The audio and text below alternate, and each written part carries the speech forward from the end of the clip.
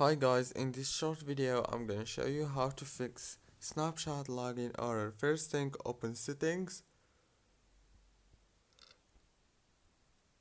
go to the apps manager. On the apps manager you will find all the apps that you have on your phone. Scroll until you find Snapchat,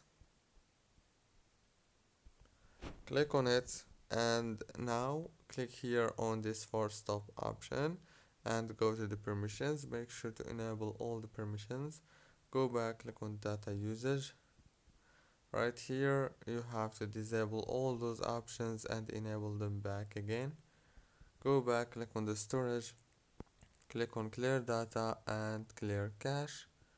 Go back to the settings of your phone, go to the wireless and networks, go to the airplane mode, enable it for 3 seconds and disable it again.